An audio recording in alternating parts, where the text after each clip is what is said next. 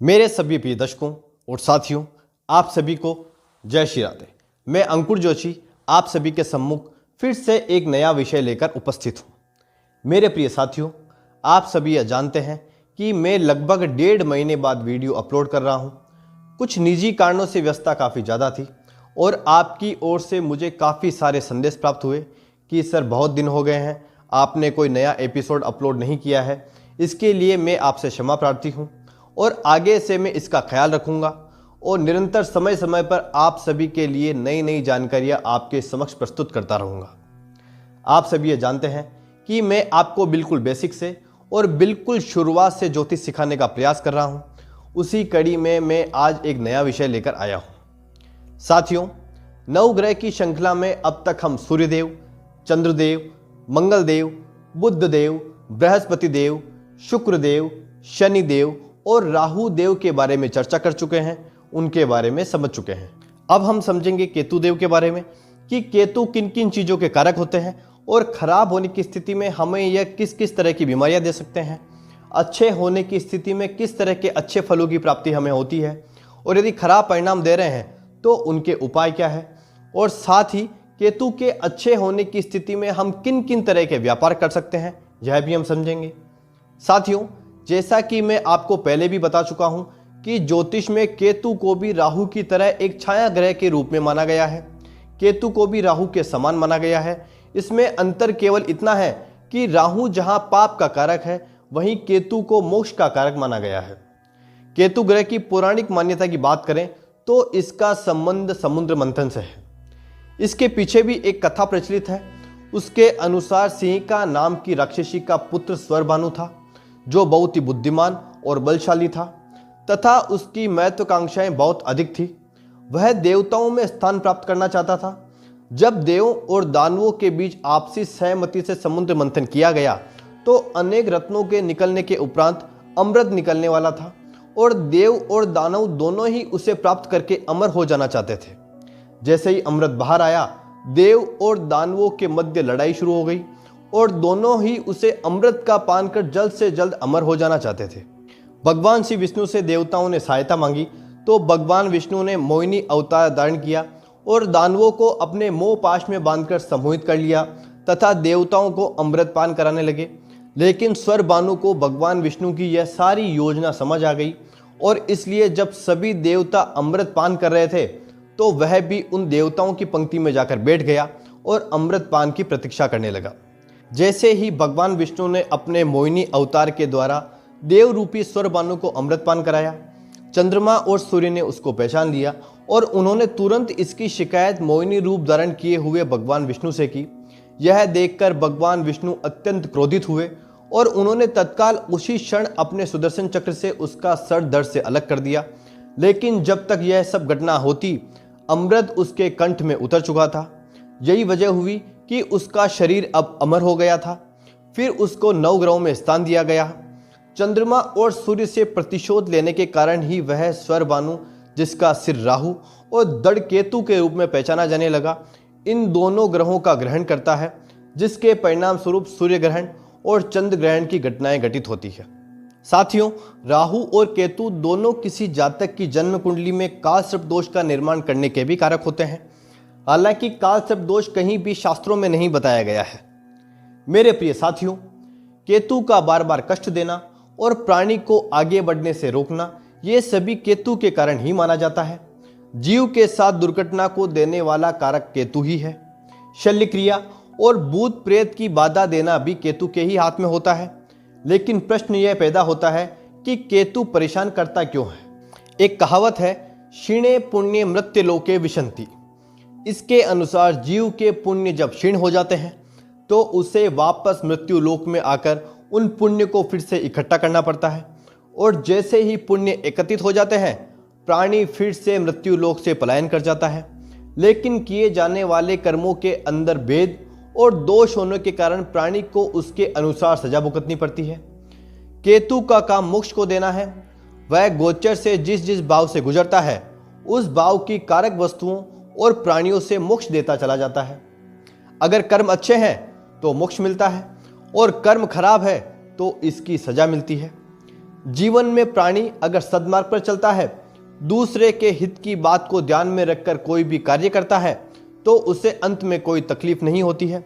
और यदि प्राणी अपने स्वार्थ के लिए लोगों को कष्ट देता है और यह ध्यान नहीं रखता है कि उसके द्वारा किए जाने वाले कार्यों से लोगों को तकलीफ हो सकती है, कई लोग उसके काम के द्वारा आहत हो सकते हैं, तो केतु उसे कई तरह से प्रताड़ित भी करता है।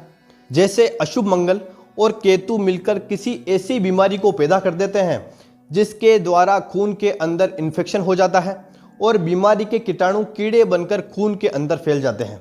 कभी कैंसर और कभी टीबी और एड्स की बीमारी से जातक को घोर कष्ट देते हैं। इन कष्टों की सीमा से जब जातक निकल जाता है तो वह ठीक भी हो सकता है और अंत्यगति को भी प्राप्त हो जाता है। कुल मिलाकर प्राणी को मोक्ष देने का काम परमात्मा ने केतु को सौंपा है। साथियों, राहु जो है वह हमें बंधनों में फंसाता है, बंधनों में बांधता है, और केतु हमें बंधनों से छुड़ाता है, बंधनों से मुक्त कराता है। केतु वास्तव में संन्यास, त्याग, उपासना का भी कारक है। केतु व्यक्ति को विरक्ति देता है। व्यय स्थान यानी 12वें भाव का केतु मोक्षदायक माना जाता है। यदि कुंडली में केतु सूर्य के साथ हो तो मन में आशंकाएं बनी रहती है। मंगल के साथ हो तो काम टालने की प्रवृत्ति देता है। शुक्र युक्त हो तो विवाह संबंधों में उदासीनता। बृहस्पति के साथ हो तो वैराग्य तथा स्वप्न सूचनाएं देता है। बुध के साथ वाणी दोष व चंद्रमा के साथ निराशा अवसाद का कारक बनता है। ऐसे व्यक्तियों में केतु की महादशा में विरक्ति होने लगती है। शारीरिक स्वास्थ्य बिगड़ता है। अपनी महत्वाकांक्षाएं व्यक्ति स्वयं मारता है और अध्यात्म, उपासना, वैराग्य की तरफ झुकाव होने लगता है। मेरे प्रिय साथियों, केतु प्रधान व्यक्तियों की छठी इंद्री जल्दी जागृत हो सकती है। योग्य गुरु का मार्गदर्शन इनके जीवन की दिशा बदल सकता है। केतु के लिए गणेश जी की आराधना करना व गुरु की शरण में जाना उपयोगी सिद्ध होता है। साथियों, एक महत्वपूर्ण बात, जिस किसी के लग्न में केतु होता है, ऐसा सुनने में आता है कि यह लोग भरोसे के लायक नहीं होते हैं, लेकिन ऐसा नहीं है। देखिए, केतु के पास दिमाग नहीं है, क्योंकि केतु तो दृढ़ है। यदि किसी दूसरे ग्रह का प्रभाव केतु पर ना हो तो उसे 42 वर्ष की आयु तक तो यह ही समझ नहीं आता है कि उसे जीवन में करना क्या है। वह भटकता रहता है, क्योंकि उसके पास दिमाग तो है नहीं, केवल नीचे का दृढ़ है। फिर 42 वर्ष की उम्र के बाद ऐसा व्यक्ति आध्यात्मिक की ओर जाता है, आध्यात्मिक हो जाता है। साथ ही लग्न का केतु ब्लड प्रेशर जैसी बीमारी भी दे सकता है, क्योंकि यह कंपन है। केतु की सबसे प्रिय राशियां धनु और मीन है। यदि धनु और मीन में केतु है तो यह बहुत अच्छा परिणाम देते हैं। साथियों, केतु जिस ग्रह के साथ बैठ जाता है उसी के अनुसार अपने फलों को देने लगता है। साथ ही केतु कुंडली में जिस जिस भाव पर दृष्टि डालता है उस भाव से संबंधित भी फल हमें देता है। जैसे त्रिक भाव में शनि मंगल के साथ केतु बैठकर व्यक्ति को दो मार्गों पर ले जाता है। या तो वह सर्जन बनकर लोगों के दुख दूर करने का काम करता है, या सेना में जाकर लोगों की सुरक्षा का काम करता है, या व्यक्ति अगर घोर पाप की तरफ जाता है तो उसके पिछले कर्मों के अनुसार उसे कसाई का काम मिल जाता है। मेरे प्रिय साथियों, केतु को मोक्ष का कारक इसलिए कहा गया है कि वह जीवन के हर कार्य को रोकने का काम करता है, और उसके द्वारा हर काम को रोका इसलिए जाता है कि प्राणी को पता चले कि उसने पीछे क्या गलती की है जिसके कारण उसे आगे बढ़ पाने में दिक्कत आ रही है। अगर वह अपनी भूल को सुधार लेता है तो आगे बढ़ जाता है, और अगर अपने स्थान पर अटका रहता है तो वहीं का वहीं टिका रह जाता है, कष्ट भी झेलता है और काम भी पूरा नहीं हो पाता। साथियों, जो लोग संसार के सुखों की तरफ अधिक अग्रसर रहते हैं उन्हें यह केतु एक समय में बोध करवा देता है कि तुमने काफी सांसारिक सुख भोग लिए और अब जाकर परमात्मा की तरफ अपना मन लगाओ और उनके चरणों में अपना सिर रखकर अपने आगे के जीवन के लिए शांति प्राप्त करने की कोशिश करो। आपने अधिकतर देखा होगा कि जो व्यक्ति पूरे जीवन अपने सांसारिक कार्यों की जद्दोजहद के कारण आत्म शांति को महसूस नहीं कर पाए हैं, वे जीवन के अंत समय में अपने जीवन को अकेले में गुजारना चाहते हैं। कोई अपने जीवन की शांति के लिए तीर्थ स्थानों की यात्रा करता है, और कोई किसी संत महात्मा या अपने धर्म के अनुसार गुरु के सानिध्य में जाकर अपने को मोक्ष देने की कोशिश करता है। लेकिन केतु का यह भी कारण सामने आता है कि व्यक्ति जब अपने किए जाने वाले कर्मों का उल्लंघन करता है और जो कार्य उसे करने थे उन्हें त्याग कर अगर मोक्ष के लिए भागता है तो भी केतु उसे मोक्ष में भी जाने से रोकता है और व्यक्ति अपने समय तथा जीवन की शक्ति को बेकार में ही क्षीण करता है। महाभारत की कथा में कुंती ने भगवान श्री कृष्ण से वर मांगा था कि वे कुंती को केवल कष्ट दे। इसका कारण भी यही था कि जब प्राणी के पास कष्ट आता है तो उसके दिमाग में, मन में केवल उसके माने जाने वाले भगवान का ही चेहरा सामने आने लगता है और हे भगवान या हे राम वाक्य ही मुंह से निकलते हैं। साथियों, ये भी सत्य है कि कष्टों में ही व्यक्ति ज्योतिष और धर्म की तरफ भागता है। कुंती ने कहा था कि हे केशव, मेरे सुखों से मुझे दूर कर दो, मुझे सांसारिक सुख नहीं चाहिए, मुझे तो केवल वही कारण चाहिए कि प्रतिफल में हमें प्रभु का ही ध्यान आए। तो साथियों, हम बात कर रहे थे केतु देव की। केतु को अशुभ तथा पाप ग्रह माना गया है, परंतु अत्यंत शक्तिशाली तथा मुख्य पद होने के कारण इसे शुभ फलदायक भी माना जाता है। यह जन्म पत्रिका में शुभ होने पर शुभ ग्रहों से भी अधिक शुभ फल देता है, लेकिन एक इस गुण के अतिरिक्त अन्य सभी गुण राहु के समान ही होते हैं, क्योंकि केतु को राहु का आधा भाग माना गया है, यानी कि गर्दन से नीचे का भाग केतु को माना गया है। साथियों, केतु जब दुर्घटना करवाता है तो सामने देखते हुए भी टक्कर हो जाती है, वह देखने के बाद भी अंधा हो जाता है। आपने बहुत से लोगों से सुना होगा कि मैं तो बिल्कुल सामने देख रहा था और अचानक से पता नहीं कैसे एक्सीडेंट हो गया, पता ही नहीं चला, तो उसमें भी कहीं ना कहीं केतु का इम्पैक्ट हो सकता है। साथियों, केतु की 3 दृष्टियां होती है। यह पंचम, सप्तम, नवम भाव को पूर्ण दृष्टि से देखता है, यानी कि केतु आपकी कुंडली में कहीं भी स्थित हो तो वह अपने से 5वें, 7वें और 9वें भाव को देखता है। केतु की उच्च राशि व नीच राशि में भी अलग अलग मत है, परंतु अधिक मत में उच्च राशि धनु तथा नीच राशि मिथुन मानी जाती है। आप इसे ही ध्यान रखें। साथियों, केतु कुंडली में किस भाव में बैठा है यह इसके परिणाम पर काफी प्रभाव डालता है। केतु जिस भी ग्रह के साथ में युति बनाकर बैठा होता है तो उस ग्रह और उस भाव के अनुसार वह फल देता है। केतु की अपनी कोई भी राशि नहीं होती, इसलिए यह जिस भी राशि में बैठे होते हैं उस राशि के स्वामी की स्थिति के अनुसार फल देते हैं। राहु और केतु जिस राशि में बैठे होते हैं, यदि उस राशि का स्वामी किसी बुरे भाव जैसे त्रिक भाव यानी कि 6ठे भाव, 8वें भाव, 12वें भाव या 3रे भाव में बैठे हों, तब भी राहु और केतु मारक हो जाते हैं और बुरे फल देते हैं। मेरे प्रिय साथियों, केतु का संकेत चिन्ह झंडा होता है, जो कि उच्चता का सूचक है।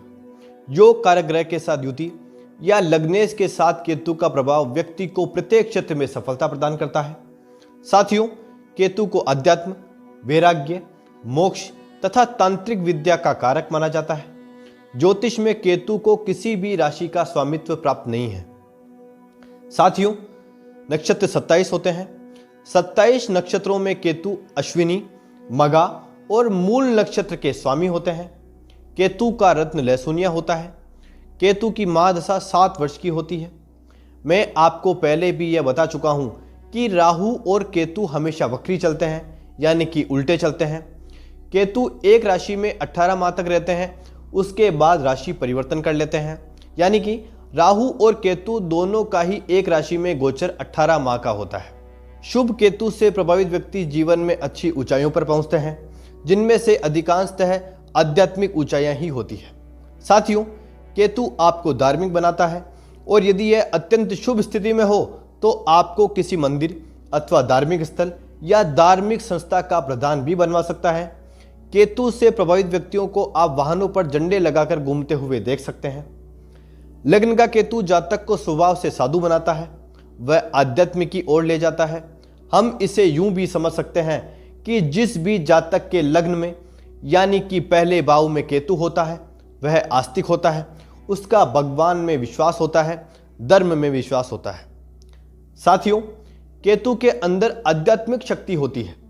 शास्त्रों में वर्णित है कि गुरु और केतु की युति मोक्षदायक होती है, अतः शुभ केतु का प्रभाव व्यक्ति को धर्म से जोड़ता है। लग्न या नवम भाव पर केतु का शुभ प्रभाव हो तो ऐसे लोग कट्टर धर्मी होते हैं। अगर जातक की कुंडली में केतु गुरु ग्रह के साथ युति बनाता है तो जातक इसके प्रभाव से राजा के समान जीवन यापन करने में सक्षम बनता है। यदि यही युति मंगल के साथ केतु की हो तो ऐसा जातक साहसी होता है। साथियों, यदि किसी जातक की कुंडली में केतु तीसरे, पांचवें, छठे, नौवें या 12वें भाव में हो तो जातक को इसके बहुत हद तक अच्छे परिणाम प्राप्त होते हैं। यदि जातक की कुंडली में केतु बली हो तो यह जातक के पैरों को मजबूत बनाता है। जातक को पैरों से संबंधित कोई रोग नहीं होता है। साथ ही केतु के पीड़ित होने पर जातक को कई प्रकार की समस्याओं का सामना करना पड़ता है। व्यक्ति के सामने अचानक कोई न कोई बाधा आ जाती है। साथियों, अब हम यह समझेंगे कि किस किस तरह के कार्य करने से केतु अशुभ परिणाम देते हैं। अब जो मैं आपको बताने वाला हूं, यह कार्य हमें बिल्कुल भी नहीं करने चाहिए। आप ध्यान से सुनिए और नोट करते जाएं। जो व्यक्ति अपने पूर्वजों का मजाक उड़ाते हैं या अच्छे से श्राद्ध कर्म नहीं करते हैं, उन्हें केतु अशुभ फल देते हैं। ग्रह कलह या घर परिवार के लोगों से झूठ ना बोलें। साथ ही घर का वायव्य कोण यानी कि उत्तर पश्चिम खराब है तो केतु भी खराब होगा, वहां साफ सफाई रखनी चाहिए। साथ ही तंत्र मंत्र, जादू टोने में विश्वास करने से भी केतु खराब होकर अशुभ फल देते हैं। साथ ही संतानों से अच्छा व्यवहार नहीं रखने पर भी केतु खराब हो जाते हैं और अशुभ परिणाम देते हैं। यह सभी कार्य हमें बिल्कुल भी नहीं करने चाहिए। अब हम यदि केतु से संबंधित व्यापार की बात करें और केतु को यदि कुंडली में एकल अवस्था में गिना जाए तो केतु धर्म का कारक होता है। ऐसी स्थिति में जातक धर्म से संबंधित कार्य, भक्ति, समाज सेवा से जुड़े कार्य, धर्म, आध्यात्मिक कार्य, रहस्यमय विज्ञान यानी कि डीप रिसर्च करता है। यदि शुभ बृहस्पति के साथ में शुभ केतु हो तो ऐसा व्यक्ति पुजारी भी बन सकता है। साथ ही ऐसा काफी सारी कुंडलियों में देखा गया है कि बृहस्पति और केतु की युति होने पर ऐसा व्यक्ति बहुत अच्छा ज्योतिषी भी होता है। साथियों, केतु भी रहस्यमय बीमारियां देता है। आमतौर पर त्वचा की और रक्त की विचित्र बीमारियों के पीछे यही होता है। इसकी बीमारियों का कारण और निवारण समझ में नहीं आता। यह कल्पना की बीमारियां भी देता है। व्यक्ति कार्य तो कुछ करता नहीं है और पूरे दिन कल्पनाओं में ही जीता रहता है। यह भी अशुभ केतु की वजह से ही होता है। मेरे प्रिय साथियों, केतु का संसार ही अलग है। यह जीवन और मृत्यु से परे है। जातक को यदि केतु से कुछ होना है तो उसका पता देर से चलता है, यानी केतु से होने वाली बीमारी का पता चलना मुश्किल हो जाता है। केतु यदि थोड़ा सा खराब हो तो फोड़े फुंसियां देता है और यदि थोड़ा और अधिक खराब हो तो ऐसे घाव देता है जो देर तक ही ना भरे। वह केतु की वजह से ही होता है। केतु मनोविज्ञान से संबंध रखता है। ऊपरी असर या भूत प्रेत बाधा केतु के कारण ही होती है। असफल इलाज के बाद दोबारा इलाज केतु के कारण ही आरंभ होता है। यदि आपकी कुंडली में केतु पीड़ित है तो इससे आपके लिए समस्याएं उत्पन्न हो सकती है, जैसे हैजा, कैंसर, निमोनिया, जल जाना, त्वचा के रोग, छूत की बीमारी अथवा संक्रामक रोग, दमा रोग, मूत्र रोग, पित्त रोग, शरीर में खुजली होना, प्रेत पीड़ा, तांत्रिक पीड़ा, काला जादू, बवासीर, ये सभी समस्याएं केतु के पीड़ित होने पर हो सकती है।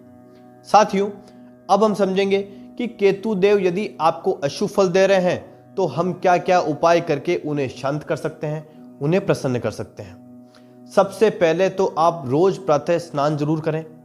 धर्म स्थानों या धर्म सभाओं में अवश्य जाएं।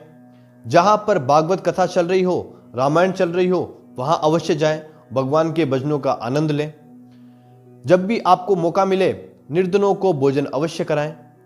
महीने में कुछ न कुछ गुप्त दान अवश्य करें, यानी यह आपके अलावा किसी को भी पता ना चले कि आपने क्या दान किया है, कहां दान किया है। साथियों, केतु के अशुभ प्रभाव को दूर करने के लिए भैरव जी की उपासना करें और साथ ही केले के पत्ते पर चावल का भोग लगाएं। साथियों, संतानें केतु है, इसलिए संतानों से संबंध अच्छे रखें। भगवान गणेश जी की आराधना करें और 2 रंगे कुत्ते को रोटी खिलाएं। आप कान भी छिदवा सकते हैं, यह भी एक बहुत ही अच्छा उपाय है। रात को सिराने बाजरा रखकर सोएं और प्रातः उठकर उसे पक्षियों को डाल देवें। इसके साथ ही आप काले व सफेद तिल को मिलाकर बहते जल में भी प्रवाहित कर सकते हैं। यदि केतु देव बहुत ज्यादा पीड़ित है और अशुभ फल दे रहे हैं तो काले भूरे रंग की कंबल का उपयोग ना करें, इसका आप दान कर सकते हैं। केतु की शांति के लिए पीपल के वृक्ष के नीचे प्रतिदिन कुत्ते को मीठी रोटी खिलाएं। गणेश जी की रोजाना पूजा करें और सेवा करें। साथियों, एक बहुत ही महत्वपूर्ण उपाय यह भी है कि आप मंगलवार को कोयले के 8 टुकड़े बहते हुए पानी में प्रवाहित करें और लाल चींटियों को भोजन दें। इसके साथ ही नेत्रहीन और अपंग को एक से अधिक रंग के कपड़े का दान करें। साथियों, राहु केतु से संबंधित कष्ट को दूर करने के लिए कुष्ठ रोगी को आप अवश्य भोजन कराएं, जिसमें उड़द से बनी सामग्री अवश्य होनी चाहिए। जो भी व्यक्ति समाज में अपमानित जिंदगी जीते हैं या जिन्हें समाज में सबसे छोटी जाति के रूप में जाना जाता है, आप उनका सम्मान करें, उनके साथ अच्छा व्यवहार करें एवं उनकी सहायता करने से भी राहु केतु से संबंधित समस्याओं में कमी आती है। और इसके साथ ही सबसे अच्छा उपाय तो यह है कि आपके केतु देव के बीज मंत्र का जाप कर सकते हैं। रोज की एक माला का आप जाप करें। केतु देव का बीज मंत्र है ओम केम केतवे नमः। इस मंत्र का जाप आप रोज 108 बार करें, यानी कि एक माला रोज करें। मैं आपको पहले भी कई बार बता चुका हूं कि बीज मंत्रों का जाप कभी भी नुकसान नहीं देता है। आप किसी भी परिस्थिति में किसी भी ग्रह का बीज मंत्र का जाप कर सकते हैं। बीज मंत्र का जाप करने से हमेशा हमेशा हमेशा लाभ ही होता है। साथ ही मैं आपसे यह भी कहना चाहूँगा कि केतु का रत्न लहसुनिया होता है, लेकिन बिना विशेष ज्योतिषी परामर्श के राहु और केतु के रत्नों को धारण नहीं करना चाहिए। मैं तो आपसे यहाँ तक कहूँगा कि आपको राहु और केतु के रत्नों को तो बिल्कुल भी धारण नहीं करना चाहिए। इसके पीछे क्या कारण है, इसका मैं एक अलग से वीडियो बना दूंगा। साथियों, अब हम समझेंगे और बात करेंगे कि केतु देव के अशुभ फल देने की स्थिति में हम किन किन चीजों का दान कर सकते हैं। आप नोट करें, 800 ग्राम से 8 किलो तक आप अपनी क्षमता के अनुसार 7 दान का दान कर सकते हैं। काले तिल, सरसों का तेल, तिल का तेल, नारियल, हाथी दांत की कोई भी सामग्री, खट्टे फल, हवन सामग्री, सरसों, कस्तूरी, कोई भी शस्त्र जैसे छुरी या तलवार, सूरमा, काले वस्त्र, कंबल, इन सब चीज़ों का आप दान कर सकते हैं।